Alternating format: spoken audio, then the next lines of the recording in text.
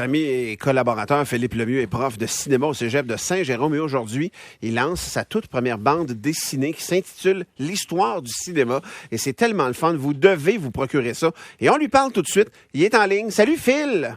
Bon matin, gang! Merci beaucoup, Philippe, de nous parler ce matin. Écoute, ta BD est malade, on se divertit et on apprend plein d'affaires. C'est vrai pour les enfants, pour les adultes. On apprend entre autres que le cinéma a été inventé suite à une gageure, c'est ça, hein? C'est très gentil, Martin. Oui, en fait, c'est ça qui est intéressant. Au départ, c'est une gageure qui a été faite aux courses de chevaux.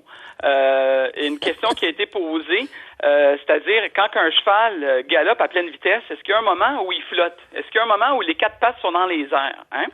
Et à l'époque, il n'y a pas de télévision, il n'y a pas de caméra, il n'y a même pas de cinéma. C'est impossible de répondre à l'œil nu à cette question-là. Alors, il y aura un photographe célèbre qui s'appelle Mubridge qui, lui, va monter toute une expérience autour de ça pour répondre à la question. Mais ce qui est intéressant, c'est pas la réponse à la question, c'est que... La technique? Oui, puis il va en inspirer d'autres. Puis là, à partir de cette expérience-là, d'autres personnes auront des idées qui vont mener éventuellement à l'invention du cinéma. Et ça est tellement bien relaté dans la BD. C'est vraiment très, très divertissant. Et d'ailleurs, j'espère que tu vas faire d'autres tomes parce que tu as commencé, puis on a le goût d'en savoir plus parce que le cinéma, c'est tellement vaste. Tu me confirmes là, qu'il va y avoir d'autres tomes? Ah oui, ça c'est officiel. Ça c'est seulement le volume 1, donc qui traite des pionniers, de l'invention même du cinéma. Mais déjà, on est à mi-chemin sur la production du volume 2 qui va traiter de Chaplin, de Keaton, des comiques muets. C'est le début d'une belle collection. Et puis dans cette BD-là, vous démystifiez certaines légendes urbaines, là, comme que c'est Thomas Edison qui a inventé le cinéma, l'arrivée du train, tout ça. Oui, le cinéma est toujours plein de légendes urbaines comme ça et c'est important, quand on raconte l'histoire, de faire la part des choses. Alors, Edison, tout comme les Frères Lumière et Mubridge, a contribué et on essaie de remettre à César ce qui est à César. Ouais. Donc, on fait la part des choses pour savoir exactement ce que chacun a fait parce que chacun des pays s'attribue toujours l'invention du cinéma. Les Américains le disent, les Français le disent, mais en fait, tout le monde a contribué à sa façon. Mais le train, qu'est-ce qu'on veut dire par le train, Philippe? Je comprends pas, là.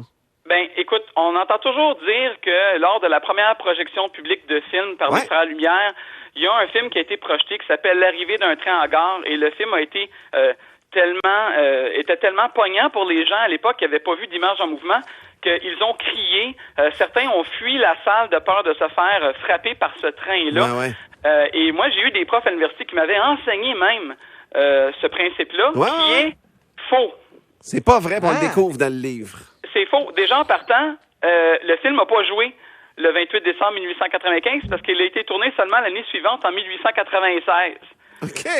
Alors, ça, en partant, c'est impossible. Le programme des films qui a été diffusé ce soir-là, on peut le voir à Paris, à l'endroit où était le café jadis, et le film n'y apparaît pas. Okay. Mais il y a quand même un autre truc pour la BD, c'est qu'on peut s'en servir comme un « Où est Charlie ?» parce que vous avez mis volontairement des anachronismes un peu partout. Oui, ben mon dessinateur très talentueux, Gary, et moi-même, on s'est dit, on s'adresse quand même à des jeunes au départ. C'est très intéressant qu'il y ait des gags, que ça soit drôle. Alors, par exemple, lors des courses de chevaux en 1895, on a caché 2 personnes qui se prennent en selfie avec leur iPhone. Je l'ai pas vu, mais je vais le chercher, tabarouette. J'adore. Parfait. Fait qu'il y en a ici et là des petits gags comme ça pour ceux qui prennent le temps là d'observer les dessins. Il y a des petites gags. Écoute, Philippe, sur la messagerie texte, il y a Sébastien Bolduc qui dit « On la trouve où, cette BD-là? » Fait que je vous le dis, dans toutes les librairies, ça sort aux éditions Michel Quintin. Il y a aussi Julie Rivard qui dit « Je veux que tu me rappelles le titre de la BD et je veux le nom aussi de votre collaborateur. Ça s'appelle L'histoire du cinéma. C'est disponible par Philippe Lemieux. » Phil, merci beaucoup d'avoir été avec nous, puis bravo!